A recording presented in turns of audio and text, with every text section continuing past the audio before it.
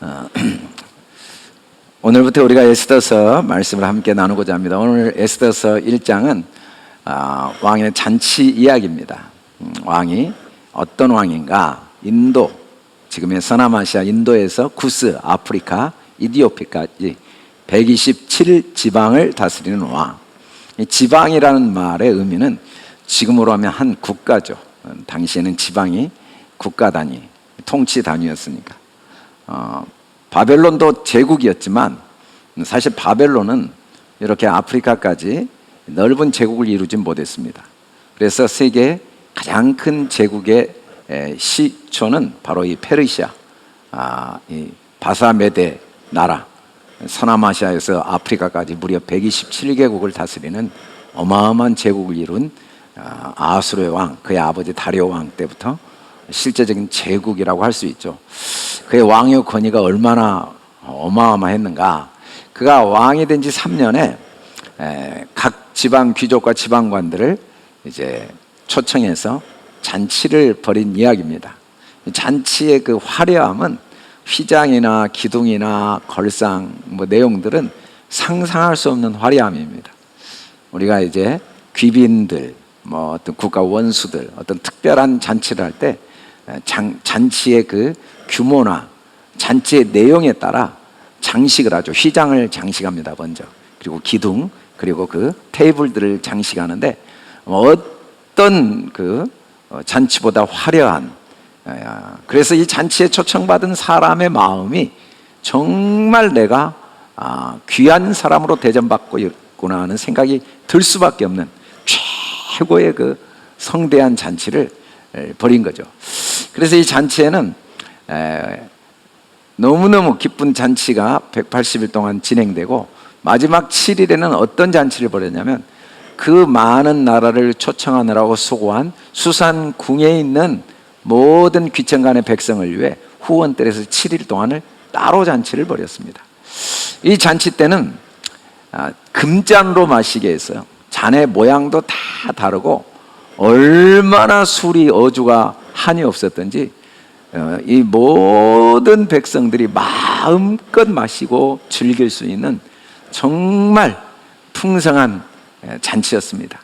더군다나 마시는 데는 물론 법도가 당연히 있었음에도 불구하고 이날만큼은 그런 법도에서 자유롭도록 억지로 법도를 지키지 않게 마음대로 먹을 수 있도록 기회를 줬습니다.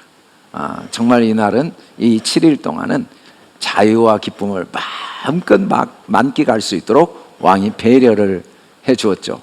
왕도 말할 수 없는 기쁨을 누리는, 자유를 누리는 정말 최고의 그 잔치를 벌였습니다. 근데 이 잔치 속에 어떤 게 또 있었냐면 말로 표현할 수 없는 자랑이 다 여러 사람들에게 나타나게 됐죠. 왕의 영화로운 나라의 부함, 위엄, 혁혁함이 180일 동안 또 이 7일의 잔치를 통해 모든 나라 사람들에게 드러났습니다. 사실은 이때가 그 유명한 살라미스 전투 출발 직전인데 127도에서 군사를 모집하기 전에 왕이 모든 나라들에게 마음껏 군사의 지원과 이 전쟁에 필요한 모든 물자를 지원할 수 있는 동기부여를 하고 싶었던 것 같아요. 이렇게 우리나라가 혁혁하고 그리고 부하고 위험이 있으니까 반드시 전쟁에 승리해서 많은 전리품을 가지고 오게 될 거다. 그때는 이보다 훨씬 더 큰 잔치를 벌일 수 있으니까 걱정하지 말고 전쟁에 필요한 물자를 조달하고 또 전쟁에 참여를 하라. 그러나 격려를 하고 동기부여를 하고자 하는 마음도 있었을 것이고 그런 그 사람들의 마음을 움직이기 위해서 자기의 그 위엄, 혁혁함을 마음껏 나타낸 거죠. 근데 여왕도 왕후도 왕 때문에 이렇게 부함과 위엄과 혁혁함을 나타낼 기회를 얻었습니다. 물론 여왕 자체는 그렇게 가진 게 많지 않았음에도 불구하고 왕이 남편인 덕분에 마음껏 여인들을 위해 잔치를 베푸는 특권을 누렸죠. 이 법도는 남녀가 같이 잔치를 벌일 수 없는 법도 때문에 이제 여인들을 위해 따로 잔치를 왕후가 베풀어주면서 자랑을, 왕후도 마음껏 자랑을 한 거죠. 뭐 왕후도 왕 덕분에 마음껏 자랑을 했습니다. 근데 왕이 한 가지 더 자랑하고 싶은 생각이 들어서 내시 7명을 왕후에게 보냈습니다. 이 내시 7명을 보냈다는 의미는 7번을 보냈다는 의미죠. 왕후 와스디에게 왕후의 관을 정제하고 왕 앞에 나오게 하고 싶었습니다. 왜냐하면 왕후가 너무 아리따운데 이걸 뭇 백성과 지방관들에게 보이고 싶었습니다. 고대 사회 특히 이 왕후는 신비로운 존재죠. 누구에게도 노출되지 않는 이 아리따운 왕후를 자기 혼자만 알고 있는 게 아쉬움이 있어서 이번 교회 모든 백성에게 다 이 내 아내가 얼마나 우리 왕후가 아름다운가를 보이고 자랑하고 싶었던 마음 때문에 7번이나 내시를 계속 보냈습니다. 잔치라는 게 많은 잔치가 있습니다. 뭐 회갑잔치, 돌잔치, 뭐 또 결혼잔치, 많은 잔치들이 있죠. 더군다나 이제 행사를 할 때 뭐 개업, 또 뭐 입당, 뭐 또 어떤 절기, 많은 잔치들이 있는데 그 잔치 때는 누구나 다 이전에 누리지 못한 기쁨이나 자유를 만끽합니다. 그리고 그 많은 잔치에 비용과 시간을 투자하는 주인은 왜 그렇게 많은 시간과 물질을 투자하냐면 이걸 통해 자기를 드러내고 싶은 거죠. 자랑하고 싶은 거죠. 나를 다른 사람에게 자랑하고 싶은 욕망. 그런데 왕후까지도 이 자기 자랑의 하나의 그 도구가 되기를 원하는 왕의 마음이 있었던 것 같아요. 왕이 자기의 그 영광, 위엄, 혁혁함만 나타내는 것으로는 만족하지 못하고 왕후도 꼭 자기를 높이는 자랑의 하나의 그 통로로 꼭 왕후가 나와주기를 바라는 마음으로 7번을 초청을 했죠. 그런데 이런 기쁨과 자유와 마음껏 자기를 드러내는 자랑의 잔치에 슬픔이 임했습니다. 먼저 왕이 마음에 너무 큰 슬픔을 맛보게 된 거죠. 왜냐하면 와스디가 왕명을 따르기를 싫어하면서 왕의 마음이 얼마나 진노를 했던지 불이 붙어버렸습니다. 활활 타오르는 불처럼 마음에 큰 상처, 화상을 입은 피부처럼 마음의 아픔과 고통이 견딜 수가 없었습니다. 1번, 2번, 3번, 4번, 5, 6, 7번 이 반복되면서 그 속에서 처음에는 어느 정도 그래도 이해를 했던 마음이 점점 더 말로 표현할 수 없는 분노가 가득 채워진 거죠. 근데 왕이 정말 슬픈 이유는 와스디가 오지 않아서 마음에 진노의 불이 붙은 것도 슬프지만 이보다 더 슬픈 이유는 사실은 왕의 아무리 많은 부와 권세와 그 혁혁함을 가지고 있다 할지라도 마음을 다스릴 수 없다는 사실이 가장 슬픈 이야기죠. 왜 사람이 사람의 마음을 다스리고 주관할 수 없냐면 사람이 무엇이기에 주께서 그를 크게 만드사 그의 마음을 두시고 하나님이 우리 마음을 누구에 의해서 좌우될 수 없는 온 우주보다 크게 만들어 놓으셨기 때문에 사람의 마음은 누구도 그 마음을 임의로 주관할 수가 없습니다. 심지어 내 마음도 절대로 임의로 주관이 안 됩니다. 물론 우리는 마음을 주관하고자 하는 욕망이 우리 안에 끊임없이 솟아나죠. 내 아내를, 내 남편을, 내 자녀를, 내가 속한 공동체에 있는 사람들을 내가 주관해보고자 하는 욕망이 있지만 단 한 사람도 사람의 마음을 주관할 수가 없는 이유는 사람 마음은 누구도 주관할 수 없는 가장 우주보다 소중하고 위대하기 때문에 누구에 의해서 주관되어질 수가 없는 그런 실체입니다. 실체. 더군다나 남의 마음을 주관하는 것도 참 어렵지만 더 불쌍한 건 이 어마어마한 나라를 다스리는 왕인데도 자기 마음도 주장하지 못하고 있습니다. 마음을 자기도 다스리지 못해요. 왜냐하면 사람이 비록 100명의 자녀를 낳고 장수하여 사는 날이 많아도 그 영혼, 이때 영혼은 마음인데 행복으로 만족이 안 되어지는 게 마음입니다. 이 마음은 내가 만족하지 못한 이유들이 수없이 떠오릅니다. 경제적인 이유, 또 어떤 환경적인 이유, 또 지나온 과거의 삶 때문에, 또 앞으로 내 미래에 대한 어떤 일 때문에, 그리고 아니면 인간과의 관계 때문에 만족하지 못할 수밖에 없다는 착각을 할 수는 있지만, 아니 그 모든 게 다 자기 뜻대로 되어져도 마음이 만족이 절대 안 됩니다. 아술의 왕보다 더 마음껏 모든 걸 할 수 있는 능력이 있는 사람이 누가 있겠습니까? 그럼에도 불구하고 그의 마음에 조금도 만족을 누리지 못하고 분노의 불길이 타오를 수밖에 없는 게 이 인간의 슬픔이죠. 이게 아수르의 왕의 슬픔이고 모든 사람의 슬픔입니다. 그래서 잠언 13장 10절에 보면 교만에서 다툼만 일어난다 하는 말은, 이때 이 교만은 내 마음을 내가 다스릴 수 있다는 착각, 내가 지금 이 마음에 행복이 없는 이유는 경제적인 이유 때문이야, 아니면 내가 원하는 어떤 환경과 상황이 이루어지지 않았기 때문이야 라는 착각은 평생 견딜 수 없는 갈등과 다툼을 낳게 됩니다. 내가 내 마음대로, 내 생각대로 뭔가를 다 해보면 만족이 있을 텐데 라는 착각. 그래서 사람들은 자꾸 관심이 내 마음이 어떠한 상태이고 내 마음의 실상이 뭔가에 대한 이 깨달음이나 배움에는 관심이 없고, 내 마음에 대한 올바른 이해에는 관심이 없고 환경에만 관심이 있습니다.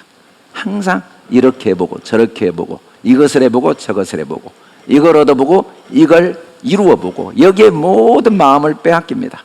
그런데 신기하게 그걸 이룰수록 반드시 다툼이 더, 마음의 분노가 더 심합니다. 사실은 왕이 아내 때문에 마음에 이 정도 불이 붙은 이유는 왕이 가진 권세가 컸기 때문입니다. 만일에 왕의 권세가 작았다면 자기 아내 때문에 이 정도까지 분노의 불이 붙진 않겠죠. 근데 가진 권세가 많음에도 불구하고, 그 영광과 능력이 많음에도 불구하고 자기의 마음의 실상을 깨닫지 못하면 내 마음이 어떤 것으로도 만족되어질 수 없고 내 힘으로 다스릴 수 없다는 걸 깨닫지 못할수록 불행한 거죠. 그것 때문에 더 분노의 불들이 더 많이 붙게 되고 많이 고통을 당합니다. 많은 사람들이 누군가의 마음을 주관하기를 원하지만 절대로 불가능하다는 겁니다. 왕의 또 다른 슬픔은 자기 문제 해결을 스스로 할 수가 없는 한계에 부딪힌 겁니다. 자기 안의 문제고 자기 내면의 마음의 분노 문제인데 이 문제 해결을 겨우 현자들에게 물을 수밖에 없고 그 현자들의 도움을 의지할 수밖에 없다는 이 슬픔이 얼마나 안타까운 슬픔입니까? 현자들이 해결한 해결책은 이혼을 아예 조서로 써서 돌이킬 수 없도록 왕을 폐위시키고 왕과 이혼하도록, 이게 해결책이었습니다. 자기의 문제를 자기가 해결하지 못하는 것도 불행한 일이지만 해결 방법이라는 게 가정이 깨어지는 해결, 도저히 돌이킬 수 없는 상처와 아픔의 해결을 선택할 수밖에 없는 왕. 모든 걸 마음대로 할 수 있는 것 같은데 알고 보면 자기 문제 하나도 자기 스스로 해결할 수 없는, 누군가의 도움을 받을 수밖에 없는 이 한계를 봅니다. 사실은 이 해결책을 낸 이유는 사람들이, 현자들이 지혜로워서가 아니라 왕의 비유를 맞추기 위해서, 왕에게 자기들도 그 분노의 불길이 튀기지 않도록 하기 위해서 왕에게 유익이 되는 방향을, 어떤 해결책을 제시한 게 아니라 그냥 순전히 왕의 그 기색에 놀래서 혹시 어떤 결과가 자기들에게 피해를 주지 않을까라는 생각 때문에 이런 해결책을 낸 거죠. 누구도 남의 유익을 위한 해결책을 제시하지 못합니다. 결국은 자기 자신의 유익을 위한 해결책을 다 냅니다. 사람들은 옳고 그름을 끊임없이 따지지만 결국은 다 기준이 자기 유익을 생각하고 선택할 수밖에 없는 한계가 이 잔치의 슬픔입니다. 더군다나 왕후는 아름답다는 이유 때문에 그 아름다움이 그에게 큰 영광이요 축복이었고 왕후가 되는 그 좋은 어떻게 보면 선물이었는데 그 이유 때문에 왕에게 버림을 받고 폐위를 당하는 정도가 아니라 모든 사람들에게 죄를 지었다는 정죄를 당했습니다. 그리고 이 소문이 모든 여인들에게 전파되면 그들도 그들의 남편을 멸시하게 하는 악한 영향력을 끼친 아주 큰 죄인으로 판결을 받은 거죠. 그리고 사람들도 왕후를 멸시와 분노의 마음으로 대할 거라고 이야기를 하고 있습니다. 그가 아름답다는 이유 때문에 말로 표현할 수 없는 근거도 없는 판단과 정죄와 그리고 사람들에게 평가를 받아야 되는 거죠. 사람들은 끊임없이 남을 평가합니다. 그러나 다 근거는 전혀 없습니다. 이들이 평가한 이 평가들은 근거는 없는데도 그럼에도 불구하고 이건 사실로 인정되어지고 왕후는 너무너무 그 잔치의 왕 때문에 누렸던 그 큰 기쁨과 그 자유와 그 자랑이 말로 표현할 수 없는 슬픔으로 변했습니다. 더구나 이 잔치의 끝은 나라의 모든 여인들이 슬퍼하게 된 겁니다. 모든 여인들은 남편을 존경해야만 되는 조서가 전국에 반포되도록 왕이 허락을 해서 결국은 남편이 자기 집을 주관하는 이 주종관계, 사랑과 이해와 존중과 배려가 완전히 제거된 가정의 가장 불행한 이 차별과 그리고 억압과 강요와 지배와 이런 불행이 야기된 거죠. 말로 표현할 수 없는 잔치의 기쁨과 자유와 그리고 이 자랑 뒤에는 이렇게 말로 표현할 수 없는 슬픔이 가득 채워진 것을 볼 수가 있습니다. 이 인물들은 다 한 명도 빠짐없이 끊임없이 매일 내 안에서 발견되어집니다. 아수르의 왕의 문제, 끊임없이 분노하는 내 안에, 분노의 불길이 타오르는 내 안에 아수르의 왕, 또 끊임없이 기회만 되면 나의 유익을 위해 남을 정죄하고 근거도 없는 판결과 판단의 사례들을 끊임없이 이야기하는 이 현자들의 모습, 끊임없이 이제 억압당하고 무시당하는 이 여인들의 모습, 내 문제를 내가 해결하지 못하고 남에 의해서 겨우 남의 말에 의해서 좌우될 수밖에 없는 아수르의 왕의 이 초라하고 비참한 모습, 기쁨과 자유와 자랑이 내 안에 존재하면서도 동시에 이 모든 인물들의 슬픔이 매일매일 내 안에 경험되어질 수밖에 없는 게 우리들의 삶의 실상인 거죠. 이 잔치의 슬픔의 원인 중에 중요한 역할을 한 그것은 사람의 지혜였습니다. 사람의 지혜라는 게 현자들의 지혜가 사례죠. 사례, 어떠한 사례 그리고 규례와 법률, 이게 사람의 지혜였습니다. 이 몇 가지 사례와 규례와 법률은 모두를 불행하게 만들었습니다. 왕후의 행위의 소문이 모든 여인들에게 전파되면 남편을 멸시할 거라는 근거 없는 사례, 이런 규례와 법률들이 겨우 사람의 지혜입니다. 여러분, 우리는 단 한 사람도 숨이 끊어지는 순간까지 이런 지혜의 한계를 벗어날 방법이 절대로 없습니다. 인간은 숨을 쉬고 있는 동안에는 어떤 경우에도 선악으로밖에 분별하지 못합니다. 그리고 그 선악의 분별은 객관적인 근거가 전혀 존재하지 않습니다. 다 나의 유익을 기초한 사례와 법규와 규례에 불과합니다. 그럼에도 불구하고 우리는 절대로 내가 이야기한 이야기는 절대로 객관적이며 그리고 올바른 지적과 판단과 해결책이라는 확신을 가지고 남편에 대해서 끊임없이 원인과 결과를 지적하고 아내에 대해서 끊임없이 원인과 결과를 지적하기를 원합니다. 지금 행동의 모든 이유, 그 행동의 과정, 그 행동의 결과를 사람의 지혜로 끊임없이 말하는 일을 하지 않을 수가 없습니다.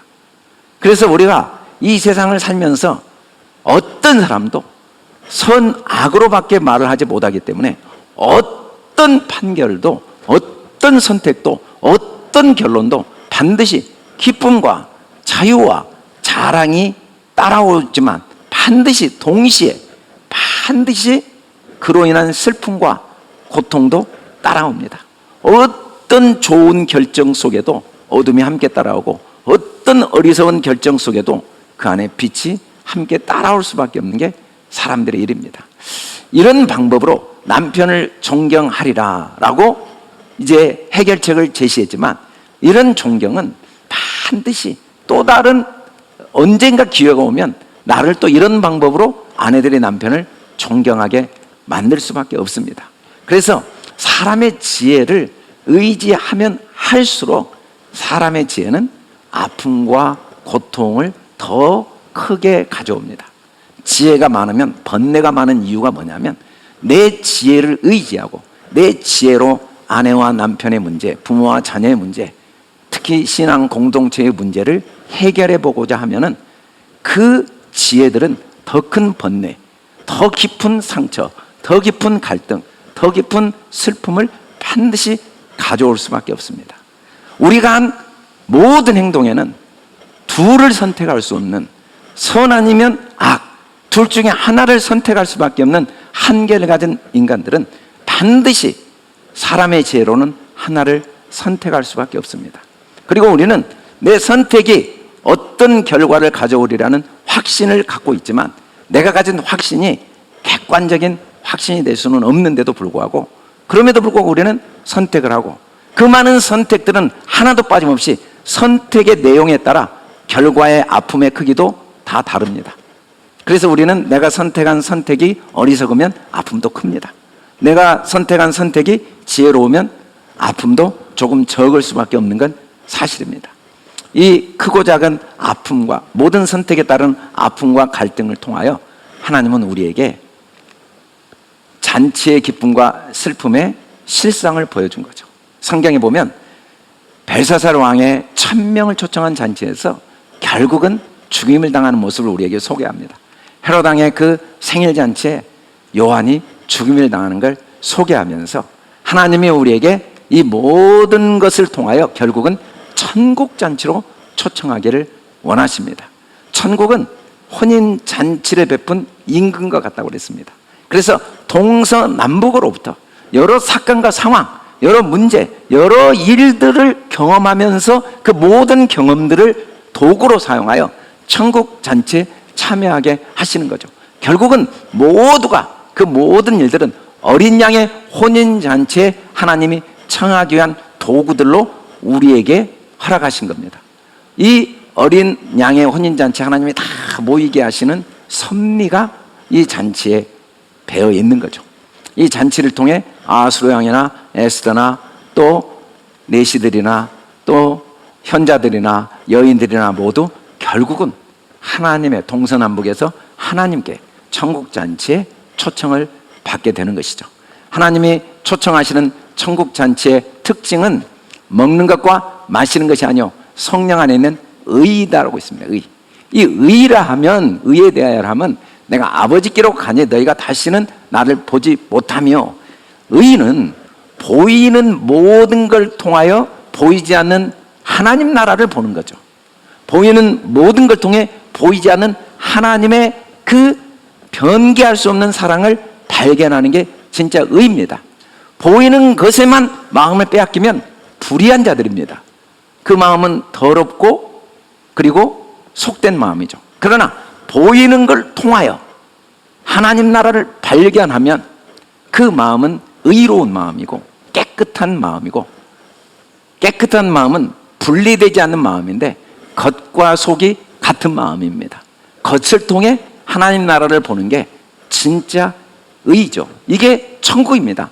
하나님은 매일매일 사건을 통해 우리를 이 천국 잔치 안으로, 성령 안에 있는 의의 잔치 안으로 우리를 계속 인도해 가시는 그 손길이 다 담겨 있다는 겁니다. 그래서 우리는 우리 몸을 하나님의 기뻐하는 산 제사로 드려야 되는데, 이때의 몸은 우리 인생들을 의미하고, 그 인생은 나의 생각입니다. 문제는 아내 문제도 아니고, 환경 문제도 아니고, 물질 문제도 아니고, 사람 문제도 아니고, 내 몸, 내 인생, 내 생각을 바꾸는 게 문제 해결의 근본이라는 걸 깨닫는 게 하나님의 은혜죠. 우리가 은혜를 받는다면, 환경이 하나님의 변화시켜주는 은혜는 그 자체가 목적이 아니라 결국은 내 마음이, 몸이 산 제물로 하나님께 드려져서 어떤 경우에도 내 마음 속에 하나님의 선하시고 기뻐하시고 온전하신 뜻이 분별되어지는 게 진짜 의입니다. 물론 인간의 지혜로 보면 왕후도 아무리 왕이 법령을 어겼지만 7번이나 그렇게 이야기할 정도면 뭔가 한번 생각을 해봤으면 이런 폐위까지는 가지 않았겠지라는 결론을 내릴 수 있습니다. 반대로 왕도 한 번도 아니고 7번이나 부탁했는데도 왕후가 오지 않을 정도이면 한 번쯤 왕후의 마음을 헤아려 봤으면 이렇게 어리석은 분노에 빠지진 않았겠지라는 해결책을 제시할 수도 있습니다. 현자들도 아니, 아무리 왕의 눈치를 살핀다 할지라도 그래도 언젠가 자기들도 자기 판단대로 판단을 받게 되고 언젠가 자기들도 심은 대로 거두게 될 것인데, 그렇게 이혼을 시키도록 판단하는 판단을 한 것이 얼마나 자기들에게 큰 고통인가. 좀 잠깐 아프더라도 왕의 기색을 살피기보다 왕을 위해 올바른 선택을 했다면 나중에 이들도 큰 아픔을 겪지 않았겠지, 뭐 이런 여러 가지 결론을 내릴 수가 있습니다. 우리가 그걸 배우는 건 상관없지만 어떤 결론도 내 마음의 천국에 영향을 주지 않습니다. 폐위가 안 된다고 행복합니까? 폐위가 됐다고 꼭 불행합니까? 우리는 예수를 믿는다는 건 하나님이 우리에게 천국으로 초대하시는 섭리가 있다는 걸 잊지 않는 거고, 우리에게 관심은 교회 안에서 영원한 천국을 경험하는 것이고, 그래서 교회 안에서 절대로 해서는 안 될 일이 두 가지가 있는데, 첫째는 남의 의견에 대한 절대로 판단을 하지 않기 위한 몸부림이 필요합니다. 얼마든지 자기 의견을 이야기할 수 있습니다. 왜냐하면 인간은 반드시 누구나 하나는 선택을 해야 됩니다. 반드시 선택을 해야 될 수밖에 없는 한계를 가진 인간인데 우리가 하나를 선택하지 않고 살아갈 수가 없습니다. 뭐 진보를 선택하건 보수를 선택하건 뭔가를 하나 선택할 수밖에 없습니다. 그리고 그 선택에 각자의 옳고 그름의 레벨들이 다 있겠지만, 그럼에도 불구하고 각자의 선택에 대해서 우리가 판단할 권한이 전혀 없습니다. 그래서 우리는 남의 선택을 판단하는 일을 교회 공동체 안에서는 절대 하지 않아야 돼. 예를 들면 뭐 소그룹 모임에서나 아니면 카톡에서나 의견을 이야기하는 건 자유롭게 할 수 있대. 남의 의견에 대한 평가를 기초로 자기 의견을 이야기하는 방법은 굉장히 많은 슬픔과 아픔, 섭리를 발견하지 못하고 결과가 내 인생을 좌우한다는 완전한 착각 속에서 고통을 당하게 됩니다. 어떤 결과도 내 안에 천국을 좌우하지 못합니다. 어떤 결과도 나름대로의 아픔이 있고 어떤 나쁜 결과도 나름대로의 기쁨이 있습니다. 결과가 중요한 게 아니고 그걸 통하여 하나님의 의, 어떤 하나님의 사랑이 이것을 통해 나에게 주어지고 있을까? 어떤 하나님의 이걸 통하여 나를 향한 이 신실함과 선하심이 담겨 있는 걸 발견할까? 우리는 항상 섭리를 봐야 됩니다. 이걸 통해 천국을 경험하게 하시는 하나님의 섭리에 관심을 갖지 않으면 우리 모임이 세상과 똑같습니다.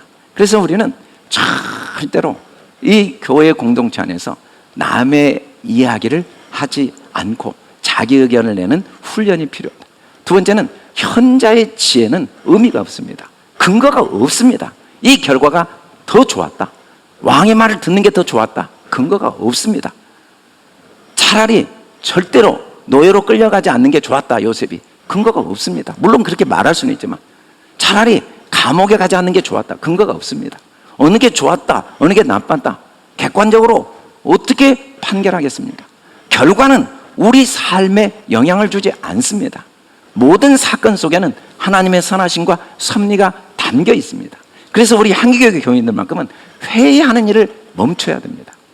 회의는 인간의 지혜를 구하는 건데, 각자가 하나님의 의를 발견하고 각자 주어지는 환경, 그래서 저도 이 하나님 앞에 끊임없이 그 속에 어떤 선한 뜻이 있고 또 기뻐하신 뜻이 있는가를 분별하는 은혜를 끊임없이 구하고 있습니다.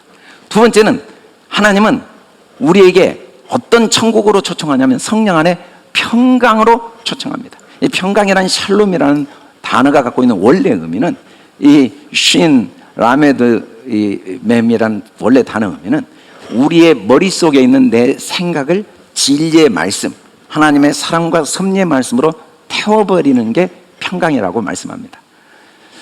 사람들은 평강이 없는 이유 중에 하나가 돈 때문이라고 생각합니다. 사람 때문이고 환경 때문이고 결과 때문이고 과정 때문이고 과거 때문이고 또 막연한 미래 때문이라는 확신이 있습니다.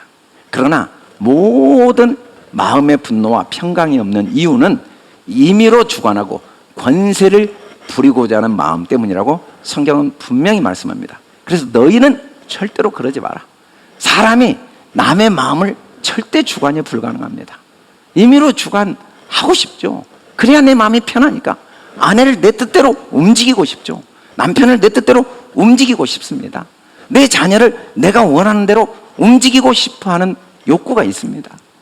그런데 그 움직임을 위해서는 권력과 부와 그리고 혁혁함이 필요하다는 착각을 합니다. 사람들은 끊임없이 더 많은 부와 권력과 그리고 자기 명예와 지식과 학위를 원하는 이유 중에 하나가 그걸 통하여 남의 마음을 임의로 주관할 수 있다는 확신 때문인데, 그건 절대로 불가능합니다. 세상 무엇으로도 사람 마음이 주관되어지지 않습니다. 내가 알고 있는 탁월한 논리로 남의 마음을 주관해서 그의 화물을 들춰낸다 할지라도 똑같은 방법으로 나도 반드시 그 정죄함이 오게 되어 있는 게 세상 원리입니다. 그래서 우리는 절대로 사람을 임의로 주관할 수 없다는 걸 빨리 깨달아야 됩니다. 이건 내 힘으로 불가능하죠. 끊임없이 우리는 주관하고 싶은 욕망이 있고, 내가 주관하지 않으려고 해도 내 위치 때문에 저절로 주관할 수밖에 없는 권한이 주어집니다.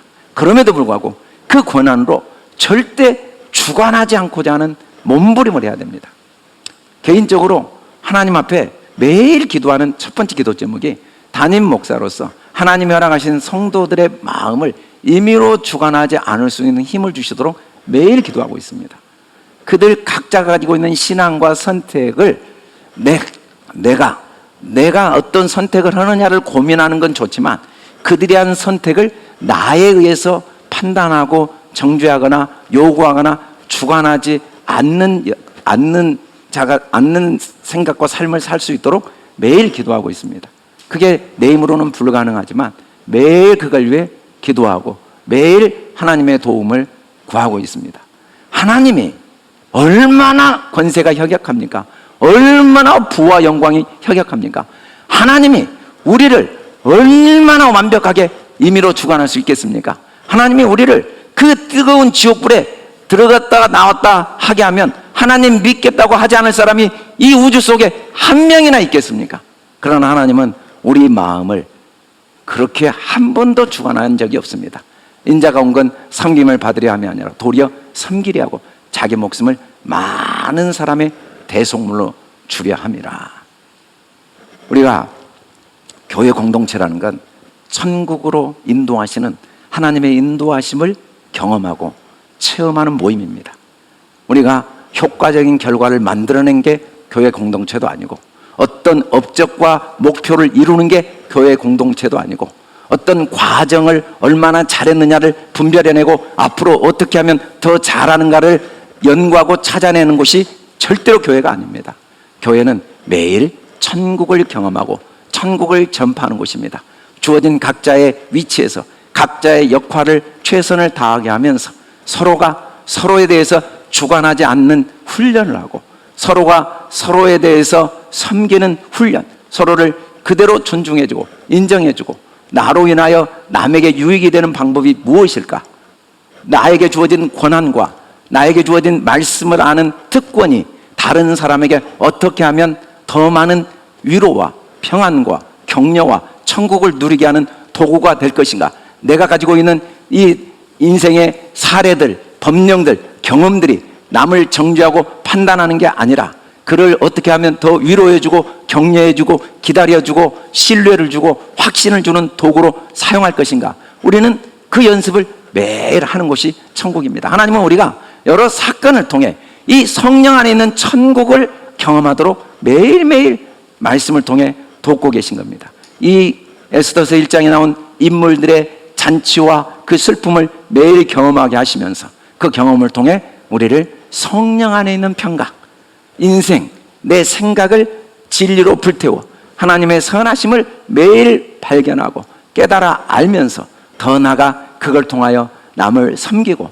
남을 격려하고 남을 존중하고 남을 배려하고 어떤 결과도 어떤 과거도 어떤 미래의 불안한 일도 조금도 문제되지 않는다는 걸 끊임없이 서로 이야기해주고 서로 깨닫게 해주고 서로 가르쳐주는 섬김, 이 섬김을 경험하라고 교회를 하나님이 세우셨다고 말씀하시고 계시죠. 세 번째는 하나님은 여러 슬픔과 기쁨을 통하여 우리를 성령 안에는 희락 천국잔치로 초청합니다. 너희도 내 계명을 지키면 내 사랑 안에 거하리라. 내가 이것을 너희에게 이루면 내 기쁨이 너희 안에 있어 너희 기쁨을 충만하게 하려 함이라. 하나님은 우리의 계명 지키기를 원하시는데 이 계명은 하나님이 나를 얼마나 사랑하시는가, 이걸 마음에 꼭 간직되어지기를 원하십니다. 그 마음에 어떤 경우에도 나를 향한 하나님의 사랑이 간직되어지도록 돕기 위해서 십자가에 기꺼이 죽어주신 겁니다. 십자가는 나를 향한 하나님의 사랑의 확증의 인장, 도장과 같습니다. 절대로 부모가 때로는 자녀에게 분노할 수 있고 때로는 자녀가 원하는 걸 들어주지 않고 오히려 징계를 할 수도 있음에도 불구하고 그 부모의 마음 이면에는 자녀를 향한 사랑이 담겨 있지 않을 수 없는 것처럼 우리 삶에 경제적인 어려움과 고난이 오고 신체적인 많은 어려움이 오고 어떤 여러 재앙이 온다 할지라도 그 속에 아버지의 사랑이 담겨 있지 않을 수 없다는 계명, 이 진리를 마음에 꼭 간직하기를 원하셔서 예수님이 십자가에 죽으신 이유는 그 진리를 간직할 때만 기쁨이 충만하기 때문입니다. 어떤 방법으로도 기쁨이 충만해질 수 없습니다. 어떤 기쁨도 반드시 슬픔을 동반하지만 이 성령 안에 있는 희락, 하나님의 사랑을 간직함으로 있는 기쁨은 빼앗을 사람이 없습니다. 잠깐은 우리도 근심합니다. 몸이 아플 때 근심하고 사업이 뜻대로 안 될 때 어떤 인간관계에 어려움이 오고 계획한 게 이루어지지 않을 때 또 지나온 과거에 나의 어리석음이 드러날 때 나의 허물이 드러날 때 그리고 앞으로 어떤 잘못된 결과가 예측될 때 우리가 근심이 내 마음에 생기지 않을 수는 없음에도 불구하고 그럼에도 불구하고 그 과거의 나의 실수가 내 인생을 좌우하지 못하고 나의 잘못된 선택으로 인한 미래의 불안이 내 인생을 좌우하지 못하고 그 모든 것보다 더 크신 하나님의 사랑이 결국은 이 모든 걸 선으로 바꿔서 내 인생을 책임지신다는 이 계명이 간직되어지면 기쁨만은 빼앗기지 않습니다. 코로나로 인해 우리가 경제적인 타격을 받고 여러 어려움을 당장에 바꿀 수는 없지만 그럼에도 불구하고 그 속에 하나님의 나를 향한 사랑이 분명히 담겨 있을 뿐만 아니라 이 어려움들이 내 미래에 어떤 영향을 주지 못하고 하나님이 반드시 그것마저도 선으로 바꾸신다는 진리가 간직되어져 있으면 절대 사랑을 빼앗기지 않습니다. 그래서 하나님 우리가 각각 자기 일을 돌볼 뿐 아니라 각각 다른 사람의 일을 돌보아 기쁨이 충만하기를 원하십니다.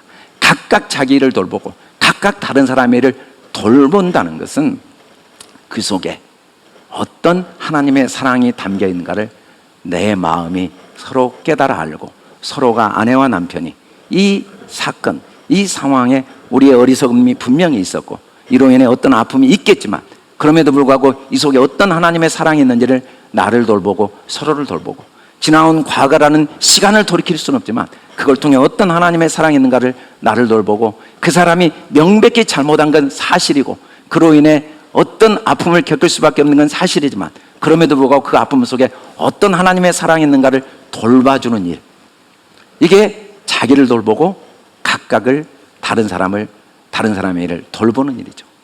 이렇게 우리가 하루하루를 살도록 하나님은 우리를 천국으로 인도하셔서 항상 그 무엇도 줄 수 없는, 그 무엇도 빼앗을 수 없는 의와 평강과 희락의 천국 잔치 속에서 하루하루를 살아갈 수 있도록 우리를 돕고 계시고 그 천국의 경험이 시간이 하루하루 더 넓어지고 더 풍성해지고 더 많은 사람에게 나누도록 우리를 도우시는 그 하나님의 신실하신 섭리가 우리 삶에 매일매일 반복되는 기쁨과 슬픔의 사건 속에 담겨 있어서 이 한 주도 우리가 어쩔 수 없이 무언가를 선택할 수밖에 없고 끊임없이 지나온 과거를 이야기하고 누군가에게 책임을 묻고 누군가에게 옳고 그름을 지적하는 어리석음을 범하면서 누군가에게 아픔도 주고 누군가에게 자기를 자랑하고